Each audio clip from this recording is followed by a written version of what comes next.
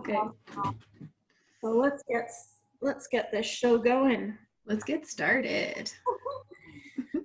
So I'm so excited to be here today with Loree that can give us some insights on supporting a very unique and exceptional community that we have all around us that we might not even be aware. My name is Tina Olexa, and I'm with Your Backup Plan, a new app that helps you put your information in one place. Now, I have interviews every Tuesdays and live videos every Thursday, but I would like to say that this is a very special interview that we have today with a very special group in our community that we sometimes forget.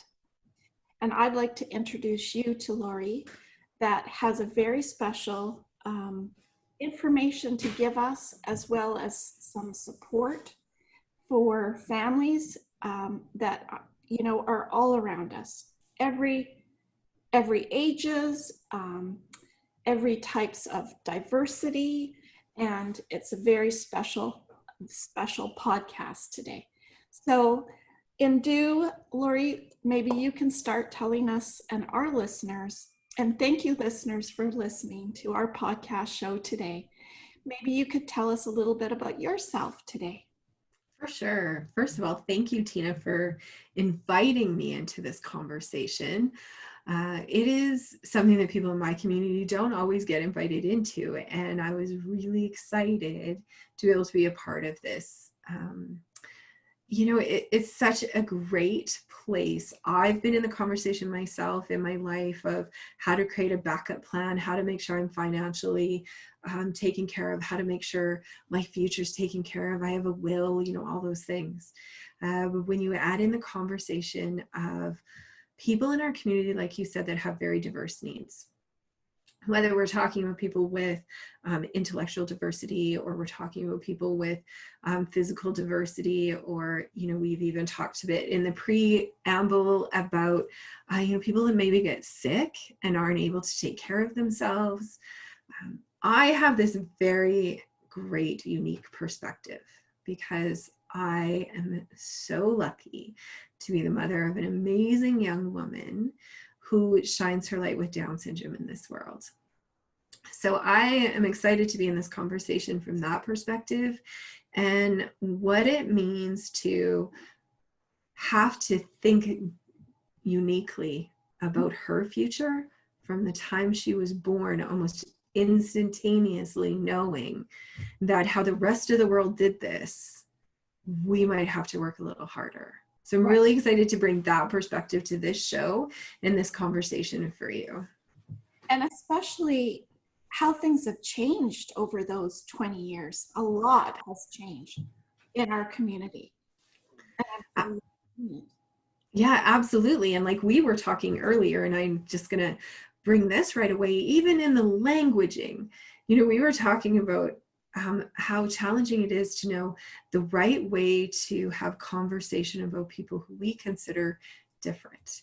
And Cindy and I, my daughter and I, actually co-founded an organization called See Uniqueness, which you can see all our signs back here. And it's just for that reason, how to be in the conversation of the difference in all of us and celebrating its uniqueness. So even the languaging, like you said, over 20 years has changed. Cindy was in school for, like a really, really long time out of her life, like 16 years, I think.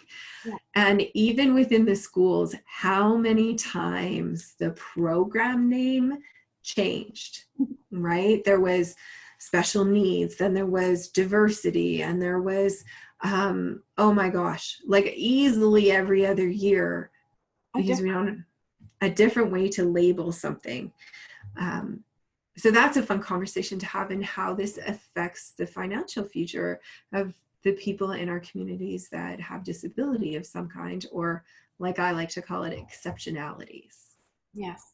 And a lot of times they are exceptionalities. Yeah. Yeah, for sure. I think in every way, when somebody in your space, in your family, in your community, is different.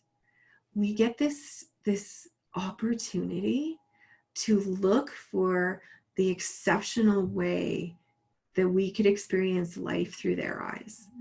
With Sydney, I talk about this often. The biggest, most fun thing is that, man, she brings joy to a whole new level.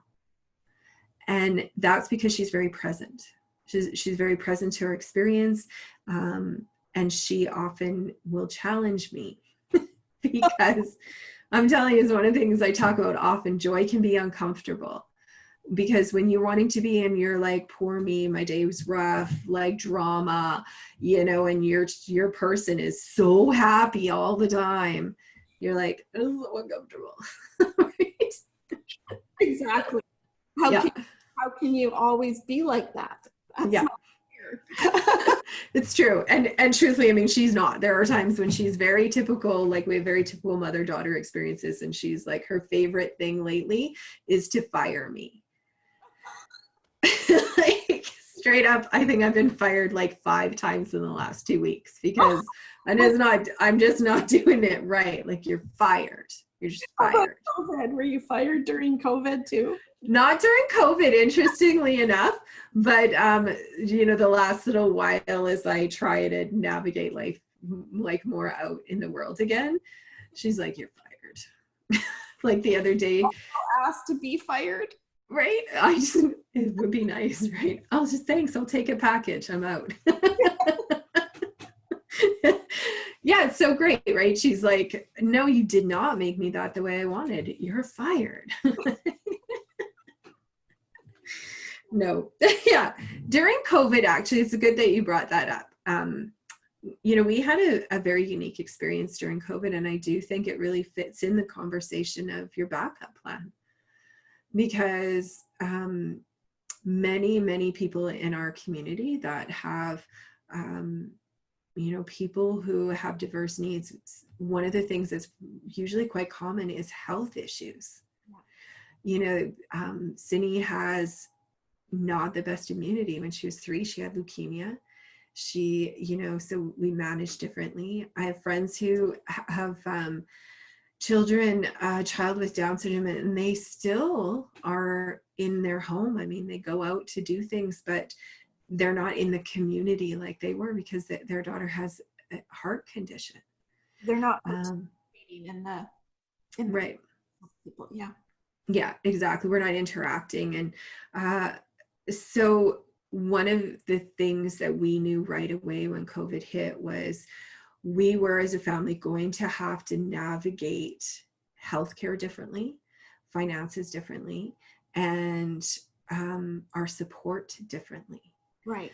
So I'm going to talk a bit about our experience and then just kind of extrapolate some of the things that have happened in the world of people with diverse needs, right? People who are languaged in our community with disability, or in Alberta, I'm in Alberta, we have AISH and we have PDD, persons with developmental disabilities. Those are like financial and community supports that we use. So our situation was, one of the things that we know is that because of how people view people with difference in our world, if our healthcare became overrun, if our hospitals became overrun, we knew 2 things could happen. We knew that Sydney, if she got sick, we may not be able to be with her. Right. Which would be absolutely devastating because she does not have communicative language. The other thing we knew is that when medical systems become overrun, there's actually this thing that comes into play, which is called ethics. And when you have to decide, you have 10 ventilators and you have 15 people who need them, you have to decide who gets the ventilator. And in our world, in our current way we decide those ethics, Sydney would not be the choice. We knew that, and we actually received documentation from one of our like our Alberta Health places. There was an actual documentation that in H1N1 and SARS, people who live in the world with disability are not chosen always. So an older person would not be chosen. Right. Right. Right. So when it's a thing that comes into play and people don't like talking about it, but it's the truth, that when a system's overrun and your typical ethics are applied, then you have to adjust your ethics. And one of the things we know, and inherently everybody knows this and understands this because we've all seen it. Yeah. When we see somebody, I'm just going to use Sydney, intellectually different, she has Down syndrome. Our natural response as a mass consciousness is that they're less valuable in our society. Mm-hmm.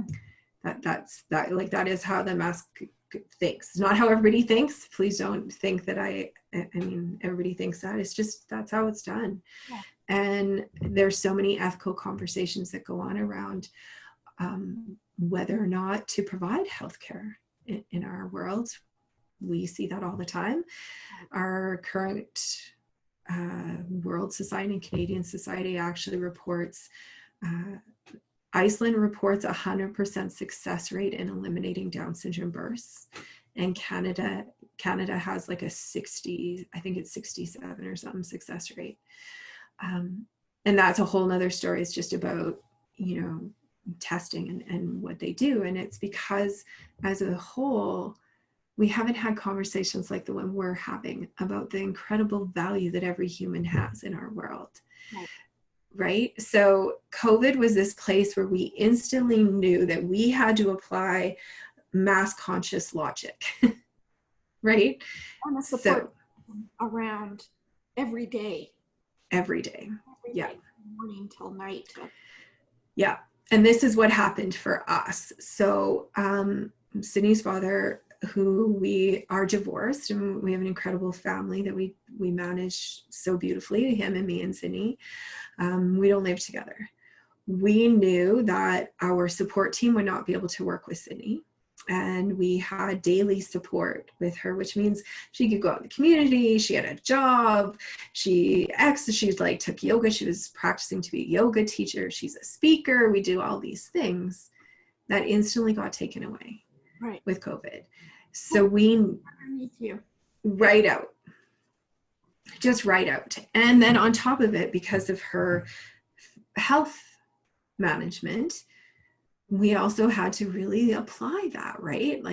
So we did this thing where Sydney's dad continued to work and I stayed home with Sydney. So for 60 nights, 60 days, it was us. And he would go and get our groceries and he'd bring them to the door. We had, friends that would sit across the driveway from me. But Sydney didn't see her friends. Sydney didn't see her family. She didn't hug her dad for like 50 days. The mental well-being just plummeted. And we have pardon? They don't understand. We hardly understand the whole issues around that. Exactly. And her anxiety increased exponentially. And we have like a great family support, we did a ton of FaceTime. We did a lot of videos. Her wonderful, support helper would video and read her stories, just, nice. Yeah, we set up amazing things. We're a lucky family in the sense that Sydney's dad could afford to do that, take care of us. And I could afford not to work because he was taking care of us. But we honestly saw in our community adults seriously struggle because all of their financial supports are taken, not taken, but here's what, right? Here's what happened for many people in our community is that their supports, their support workers, their mental well-being supports, their health supports, their people health support, everything got closed down. Everything got more expensive. They weren't able to, most of people in our community don't drive. they weren't able to go and access, like Sydney, she's dependent, so she lives at home, but lots of our people in our adult community with diversity live independently, but have supports that help them. Right. And then what we saw is, even though they were like one of the most vulnerable communities identified in the COVID outbreak, just like our seniors who had higher risks, or people with compromised immune system, everyone agreed, compromised immune system, you're right.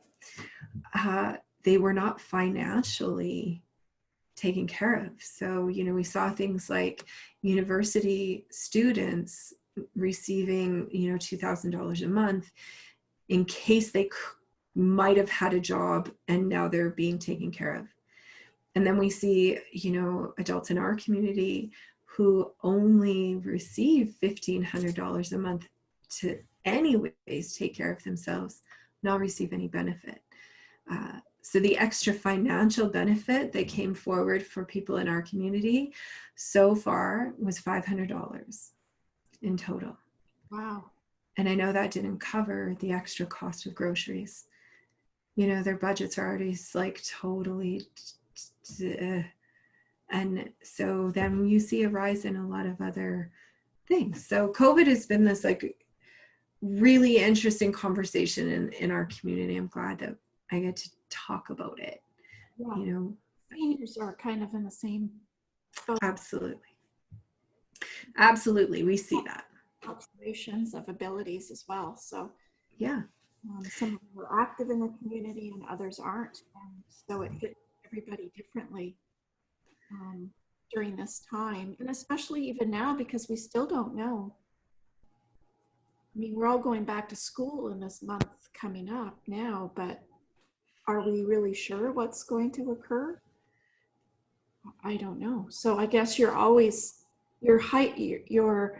ability is always heightened, I guess, so to speak, right? Because you're always on the alert of how you're going to have to readjust what Sydney's day looks like.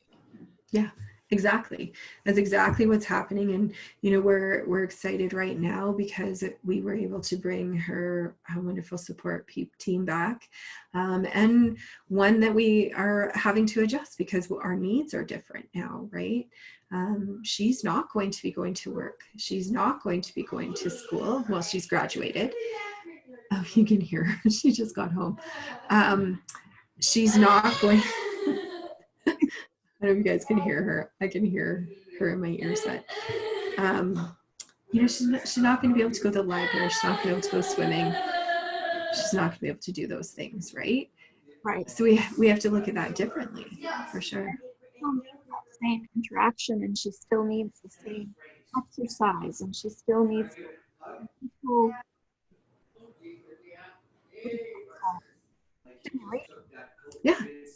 Yeah, like just like any other person, right? You need to be able to manage all of that properly, right?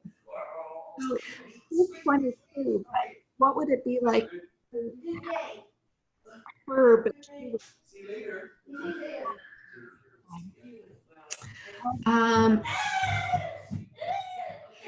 just gonna wait a sec. She's just like, she's happy to be home. She's totally happy to be home. We maybe should have paused for a minute. Okay, can you re-ask that question?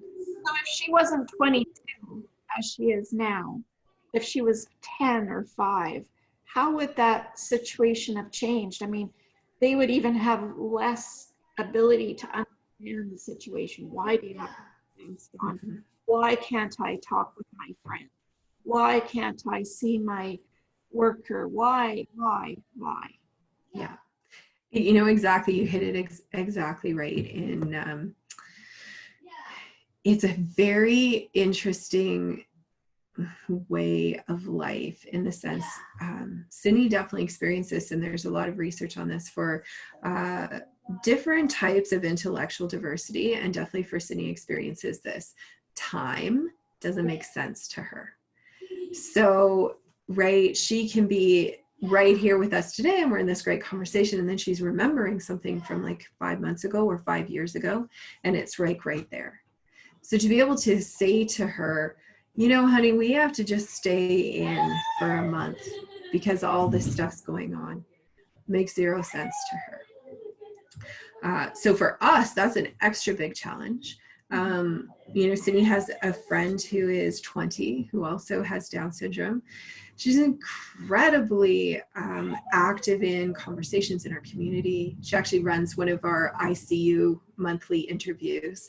She has her show is called Dreaming into Uniqueness. So she does interviews for us. So for her, it was very different even than for Sydney, because Sydney isn't active that way. Is much, I'm just trying to say this right. Like, you know what?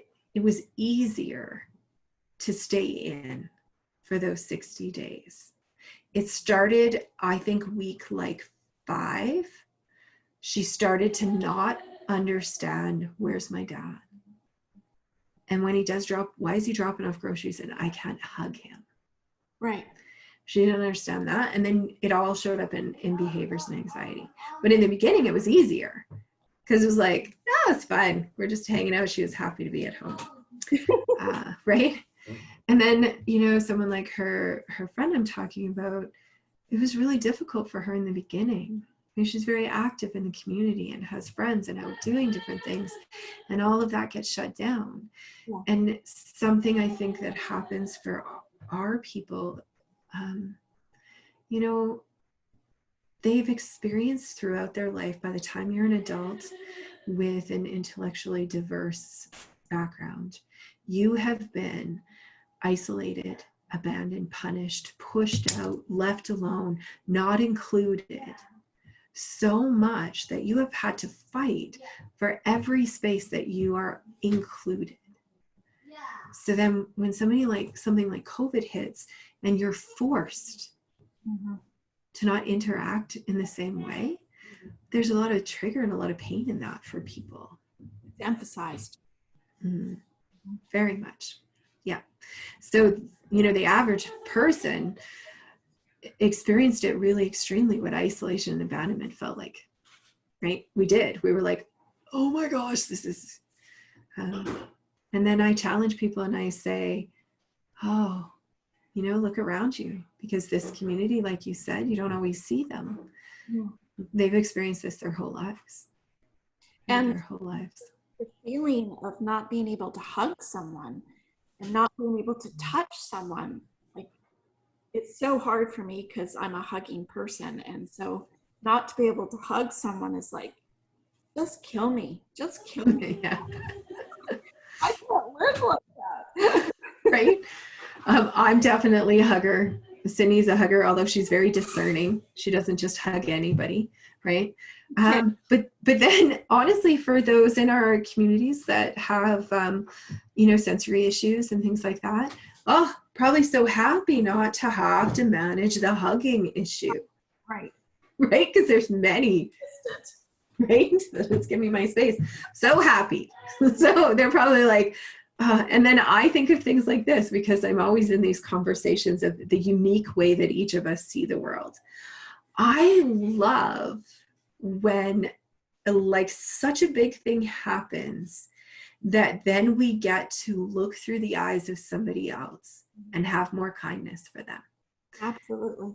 Right? So for the people that have been forced to interact socially in order to fit in and be accepted and be considered valuable in our society, they've been getting such a break, you know, and our world gets to now go, oh, I'm sorry that I've been forcing you to be something you're not in order for me to like you. Yeah. So that kind of stuff makes me happy, right? I'm like, oh, nice. You know, well, there was definitely some good things that, you know, came out of all of this. Some bad, good, but yeah, for sure. Yeah. So what kind of things, when we started talking about your backup plan and having a plan and thinking about Sydney and what's going to be best for her, what kinds of things were your roadblocks, or what kind of obstacles did you come across? Such a great question. And I have a few that I'll talk about that are very, like, I think very identifiable for families. Right away, like I said, right away when Sydney was born, you know, her dad and I identified within our own personalities what was going to be our thing. I'm the connector. I'm the people person. I'm the one that creates the family and the friends and the this in our family. And he's the linear thinker and the financial planner and the one that's like, oh, we got to plan for our future. So right away, both of us identified within ourselves, oh, this isn't going to look the same. We're going to have to work really hard, right? So for him, I think his space really quickly was, I'm going to have to create a financial future for her that lasts after I'm gone. Right. And he identified that really early in her life. I did not. Honestly, I did not. That came later for me. I was focused on what it means to fit in, what it means to be loved, what it means to be accepted. Right. Right. But I could also see as a mom, because, okay, the mom and dad think differently, and the male and the female think differently. Mm-hmm. And the type of person you are, whether you think logically or emotionally, is also different. Yeah. But I guess the hard question for me is the first thing as a mom that you would get drawn to and try to figure out for yourself is, well, who's going to look after her as well as I do? Who's going to make sure she feels those things and she's emotionally stable and that she's caring and loving and kind, and like, we just think strangely outside the box, whereas the other person's thinking, okay, how much money do I need from now till she's 20, and then how much money do I need after, and then when I'm gone. Right. So beautiful, like, honestly, and I'm so grateful that her dad and I are still always in conversation, even though, our family looks different now. But it is really beautiful. And like you identified, yeah. And like you identified, it also depends on how you see the world. And, there's moms that see very linear. There's dads that see very like flowing. And definitely for me, I know that the things I had the most concern about was her well-being. Like you said, who's going to love her like I do? And honestly, I've done a lot of work on myself, and looking back, I was coming from that awareness that in our society, difference is considered wrong. And in that wrongness comes isolation and punishment and abandonment and Isolation. harm. And it's because I knew that that's how I had lived in the world and seen in the world. And I had never known how to be with somebody that was considered disabled or handicapped then, or however we language that. I didn't know how to, I didn't choose it in my mind, right? I didn't choose this. I didn't go to school to learn how to do this. And so then what happened to me is I also had to then deal with my beliefs that had been created my entire life about what is acceptable and not acceptable. I had to look at my own judgments. I had to look at how I treated people. And it's a very real thing that happens.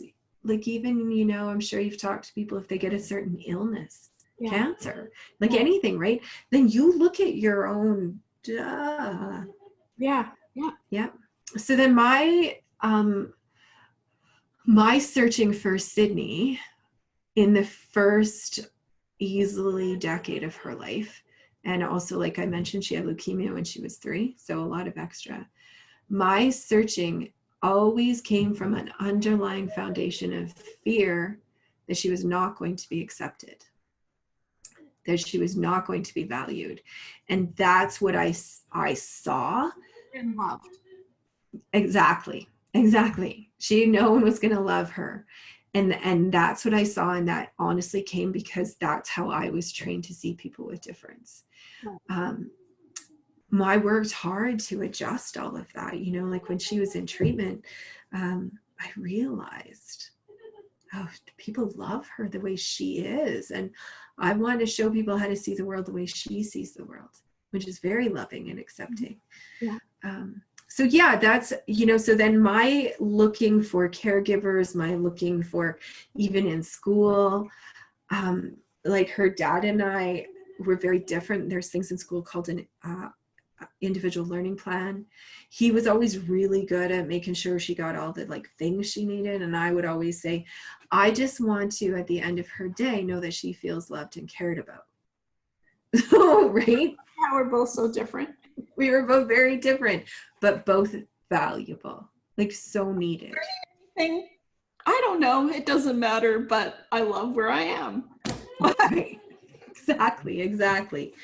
So yeah, I think that's what I identified. He identified, how do I make sure that she's taken care of financially? Because then he would have gone to that place of, because people in our society like Sydney are not valued. So who's going to take care of her financially if we're not here? Right. And that's reasonable. Like we just talked about with COVID, you know, our people that are supported with AISH or PDD did not receive extra, even though they were the most vulnerable, most vulnerable with our seniors. Yes. They did not receive extra financial support, but everybody else had access to that. And even it's not monetary support, but just support in general. Mm-hmm. Not having the senior sit in their room Right. alone for days on end. Yeah. With no visitors, and not being able to get around their usual people that they were around for breakfast, lunch, and dinner, or activities are taken away. And like, it's been a tough go, and it sure is. And, you know, when we started to open up our community, one of the conversations that See Uniqueness was having, and, you know, we continue to have, because I have a beautiful aunt who actually I talk about often on our See Uniqueness videos. Sydney and I did over 50 See Uniqueness videos from like March to June. And we talk about my Aunt Terry, who lives in a seniors facility. So one of the things I really encourage people is, whether you're okay with going from phase 1 to phase 2 or not, or please remember that our seniors and our vulnerable populations are still isolating. So though we feel as if we've been, you know, our rights and freedoms have been taken away, in the medical conversation of COVID, everyone still agrees that our most vulnerable people are our seniors and our people with immune compromised health. yes. But even though we agree that, we don't put our resources, our time, our care towards that. We just kind of go, oh, I have been like, oh, it's been hard for me, and now I'm out in the world. So, you know, I'm still encouraging people to, you know, be in contact with the people in our seniors places, like seniors that live at home, seniors that live in like a seniors facility, right? Let's be talking with them. Let's create things. Let's not forget, right, that they're still doing that thing. Or like I said, this friend that I have who has a little one with a heart condition. Those people are still doing the thing to take care of their people and their families. And trying to make things work through. Trying to make things work. I saw another friend of ours looking for, like, we have now some support that comes into the home, and now they have to look in a whole different way. So the requirements were things like you can't have a really big social life because we've been isolating for 5 months. It's probably better if you don't have a family at home because that contaminates our space. So now even the process of finding eligible, loving care support becomes even more. Yes. Because you got to up the game. You got to be like, okay, we don't go out and go in groups, and you can't either. Right, because you're telling them what they can do on their time off. So that narrows further our abilities to find loving people to, have that social space for people. Yeah. Yeah. What now with your backup plan? I mean, the usual kind of family. Today we get to talk to you and your diverse family, as not only do you have Sydney at home, and she's 22 with different kind of abilities than say a 5-year-old, Yeah. and so and needs as well. Yeah. They have needs. Yeah. But you're divorced, so that brings a whole other game into this as well. Because if you had more children and Sydney, then that would also bring a different complement to the house too, because you're bringing more people home and you're going to have to isolate everybody. Yeah. It is so interesting, right? I love that our family has so many different ways to be in the conversation of celebrating uniqueness, because we really do see uniqueness in all of us. So just, to kind of put it in perspective for people, Sydney yesterday was able to visit with her longtime friend. She is 22. Taylor is an ambassador of See Uniqueness, and they have known each other since grade 6. Taylor goes to university. She has a job. Her parents, she's been staying at home with her parents during COVID. They're in that conversation like we had earlier of my adult child that lives at home right now. Right? She's supposed to be out doing life and being in university. So here we're having this conversation with Taylor about, what she's doing and the job she has, and she's looking for an apartment. And, it's been fun living at home with her family, but they're all ready to kind of, move back, like back to this reasonable, linear life unfolding. Mm-hmm. And, Sydney, we're in the conversation of, oh yeah, we got this really amazing, what we're calling carriage or chariot. It's an adult, like jogger, like people run marathons with people, so that we can go out and be out in their community and go out for a walk. We're in those kind of conversations. We're in conversations about Sydney's, her flexibility and her wellness, because we've been sitting around for so much. We're in conversations about, different things, very, very different things. And then, Your friend, pardon?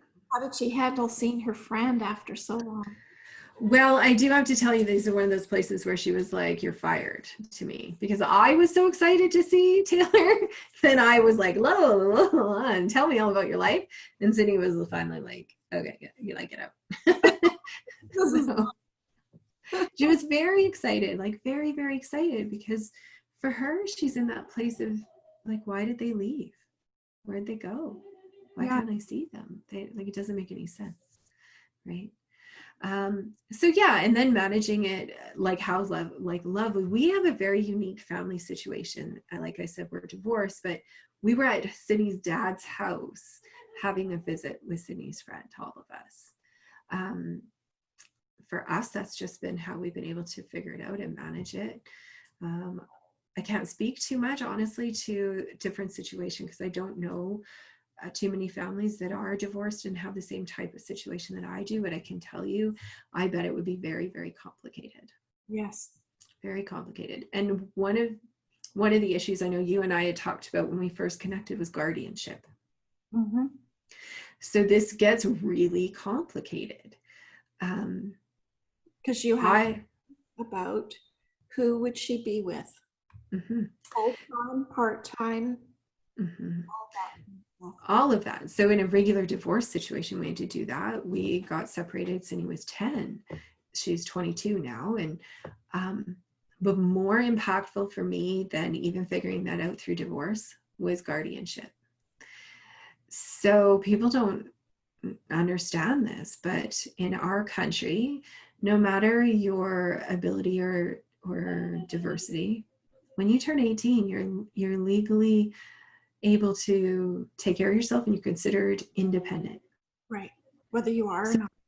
whether you are or not. So then there's this process. And I was horrified to understand that I was going to have to, as a family, we were going to have to apply and prove that we should continue to take care of Sydney, for her financially and as guardians.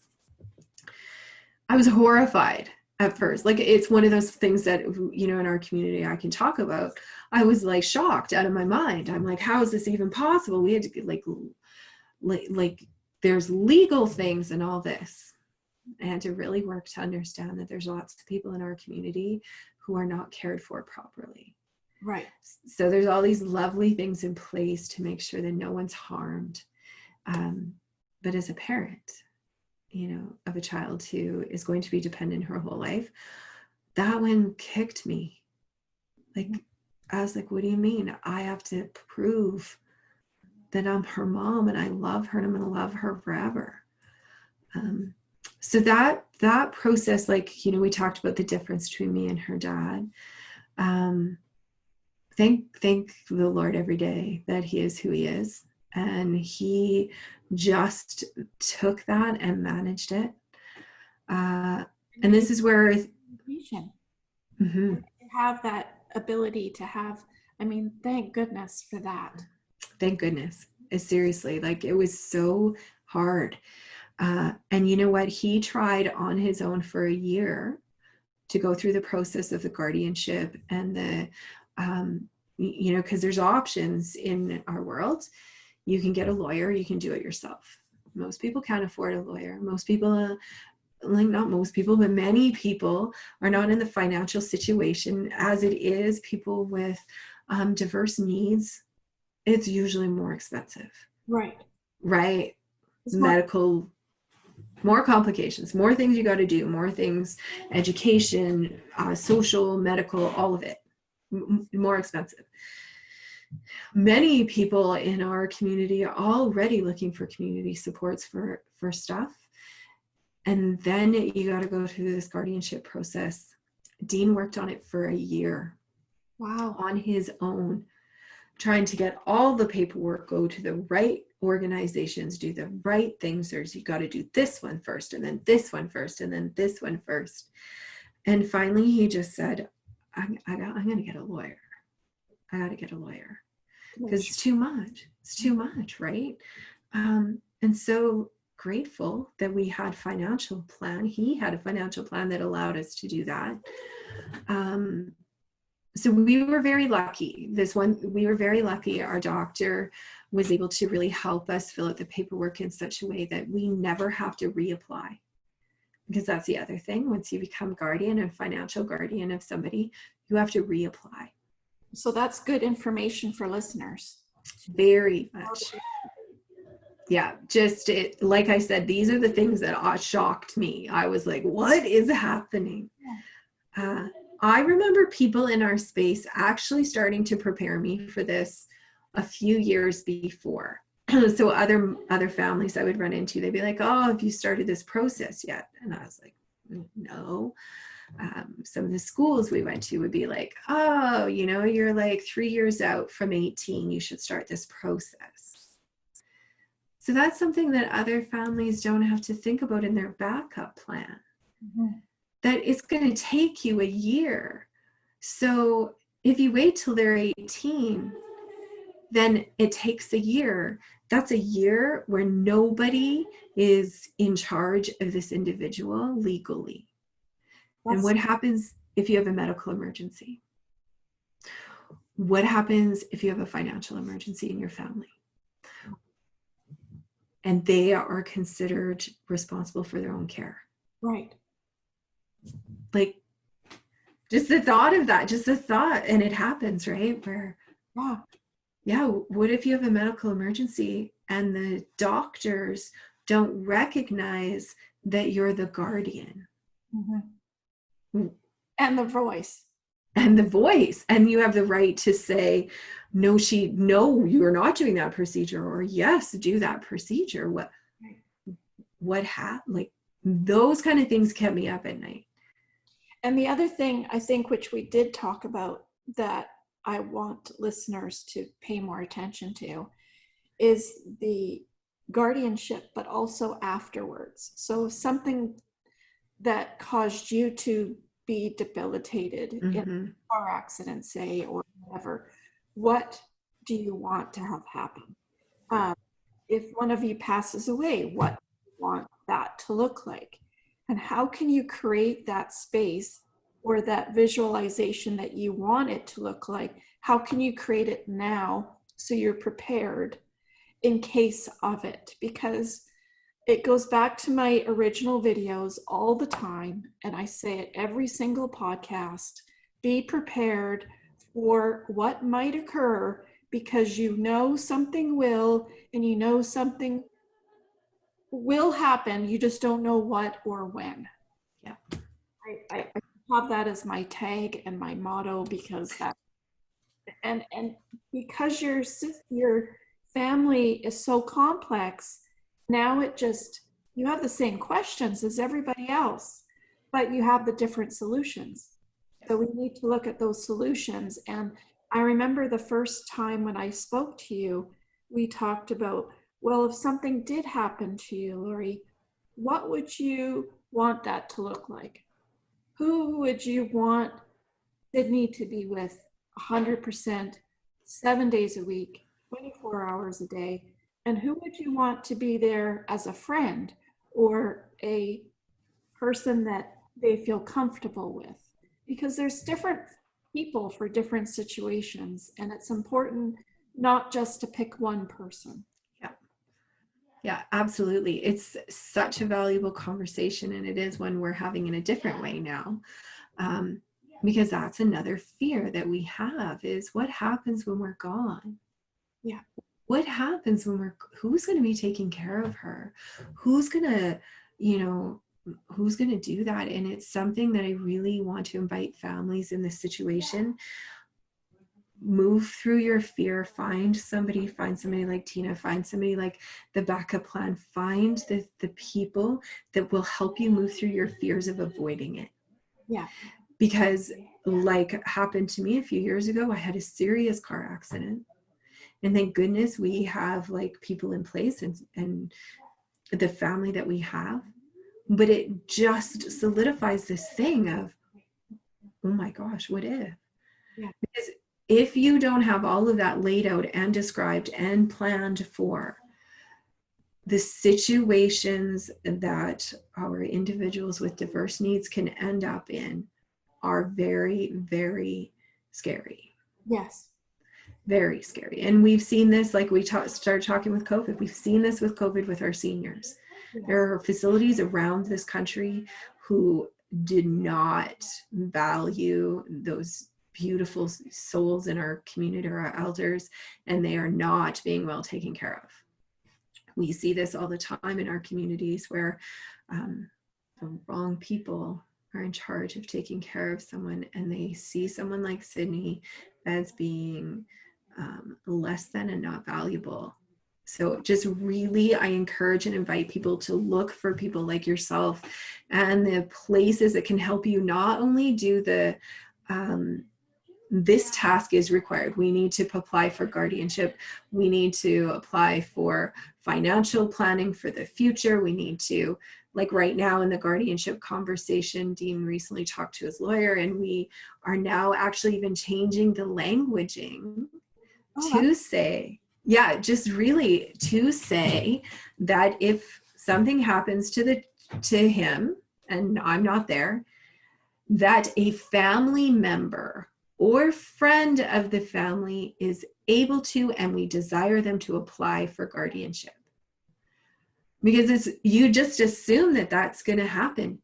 But if you don't have that languaging in there, anyone can apply, or the government social services take over and decide. That's right. And I wanted to bring that up because even any sort of family situation, if you don't have a will, the government then steps in and decides that for you. Who are your children going to be with? Do you want to make that kind of choice? Yeah. I'm all about, okay, here's what we need to look at. Here are some possible solutions. You just need to pick which one suits you best. I love that. And, you know, Tina, it also helps people manage through their fears, because every parent has a fear that their child's not going to be taken care of. We have an extra level of fear, like we've been talking about, because we know when it comes to the ethics of situations, our family members are not considered as valuable as somebody else. And I want that not to be the reality, and I'm working towards that. But it is the reality right now. Right. So I love that you have that perspective of, here's what we need to look at. What works best for your family? Yeah. Right? Like, if we don't identify. How can you reevaluate it over the years too? Exactly. You have to reevaluate. Like, obviously, when we were first divorced, we weren't in the, I mean, it's not obvious, but we weren't in the like place we are now as a couple and a family, right? How to work that part. Yeah, so his will was very specific and my will was very specific, and we were antagonistic still, and we weren't okay. Yeah. And now we're different, and so we're reevaluating. I think he even languaged in his will and the financial stuff, because he has managed all of her financial planning. I think he even languaged in family member, including mother-in-law. Like, what a big thing to be in that place as a divorced couple, to be like recognizing who in the other family might be the most appropriate to care for her, right? Yeah. So you definitely, yeah, right. It's a big deal. You have to reevaluate as you go. And I'm happy to be in the place now of having a lot of logic around these sort of conversations. You know, my fears show up and they guide me more now instead of owning me. Right. But it's just to find the solutions. And I'm all about telling the stories. And I think the solution to have people listening today for this is that if we can make an impact for them to start, because I know we're going to have another podcast of, because there's so much more to say. But for today's podcast, I think if I can make listeners listen, it's to get your will done. Think about guardianship. Think about, who do you want your child to go with? Who do you want them to be with 100% of the time? Who do you want them to have visitation? Who do you want them to do fun things with? Who do you want them to have special dates with? Like, there's so many different types of people that you want to have Sydney with in their life.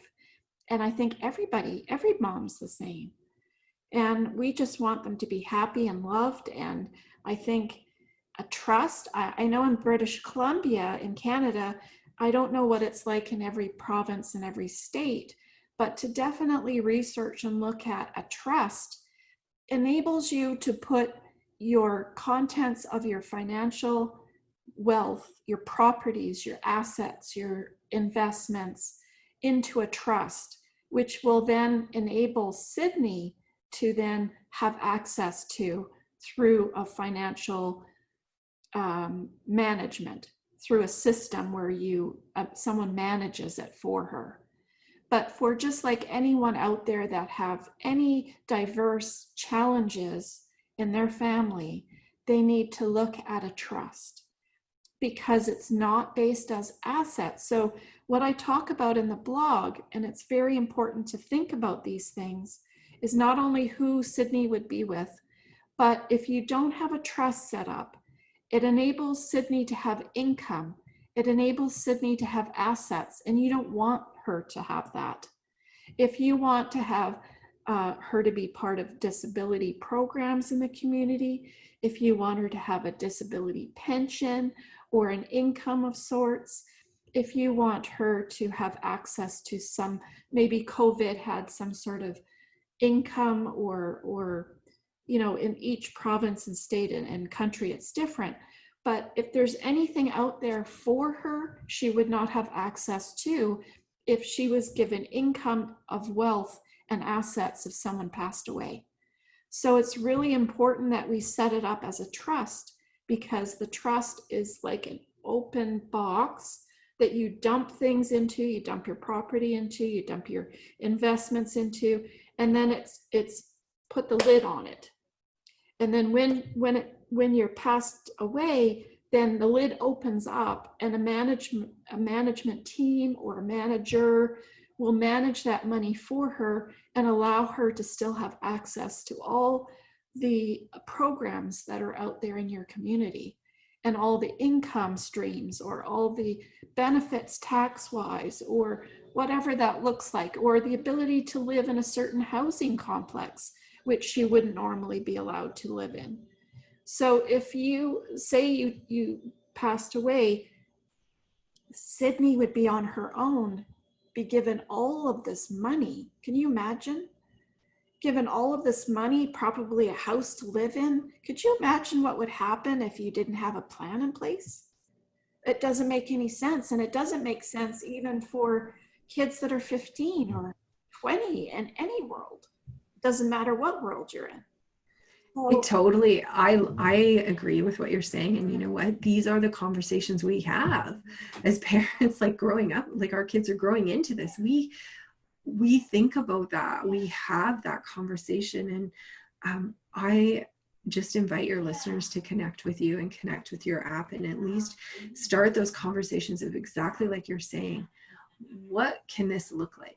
I know Alberta recently had some laws adjusted. Truthfully, I don't know what they are. I just have the peripheral of the conversation around inheritance. Right. For that exact reason is that all of Sydney her programs would get taken away if she received money. Yes. And then life is okay. So all her people are gone, and now all her people are gone. Right. Right. So I love what you're saying. I really encourage your listeners to take advantage of these conversations and search beyond what you think, because like you said, if somebody else is making the decisions, they don't know your person. No. And they're going to make decisions that are based on a general idea. And like we started this conversation, the languaging, the way we see people is a mass approach.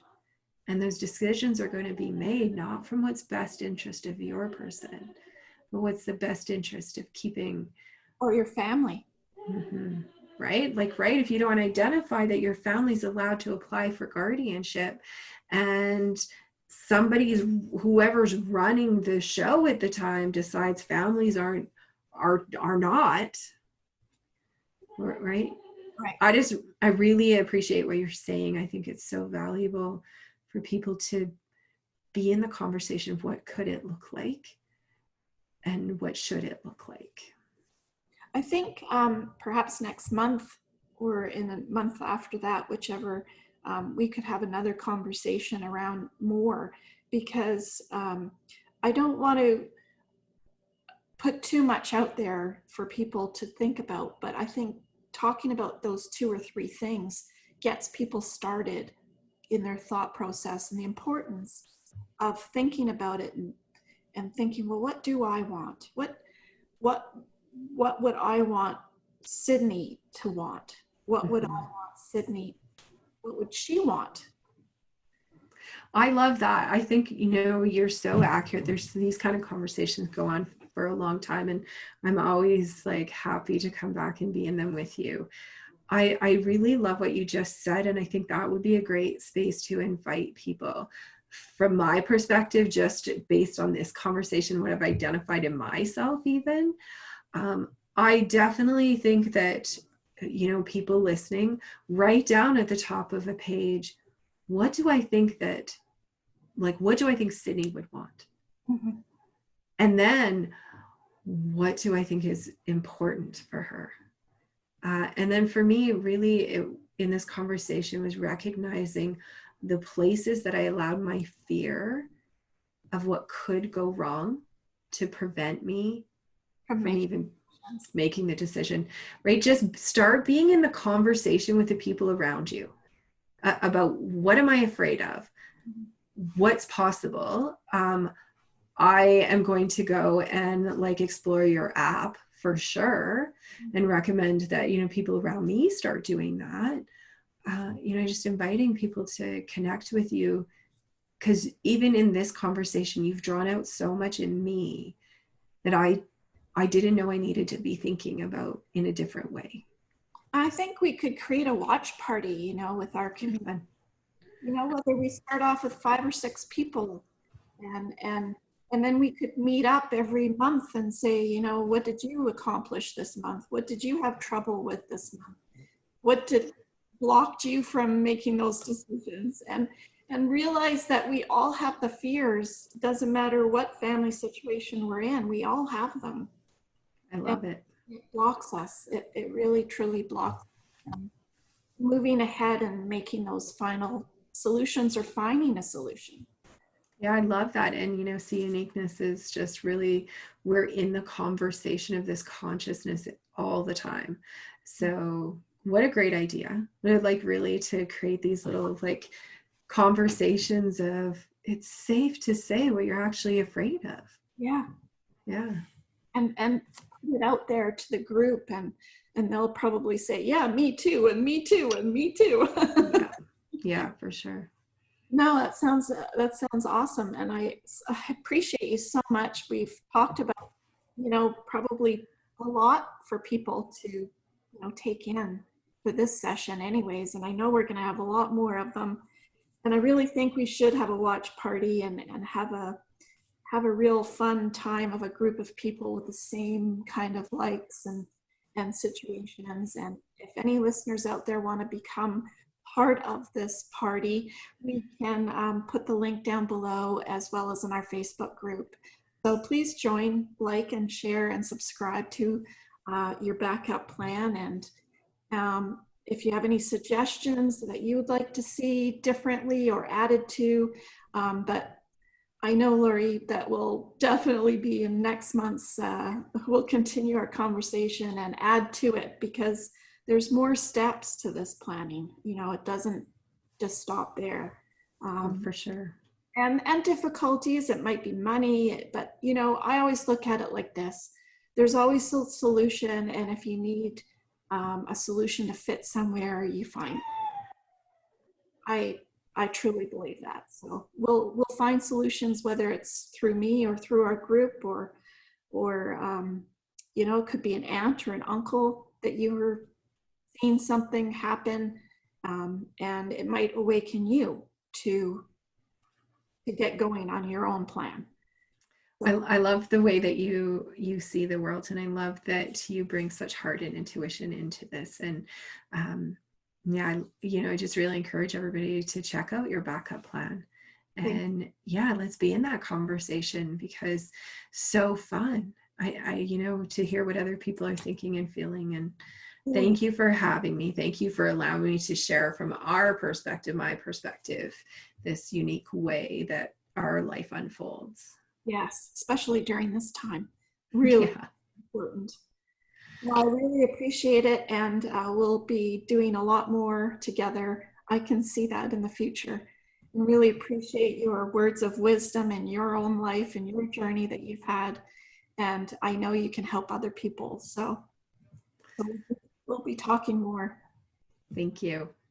Thanks so much. Say hi to Sydney. She I can't sure will. back here, but say hi to her for us, and that we'll be talking again soon. All right. Thank you. Thanks so much. Thanks again. Thanks everybody for coming. I'll talk to everyone soon. I know, I hope that you can like, share, and subscribe to our channels, Facebook, Instagram, and YouTube, and our weekly podcast.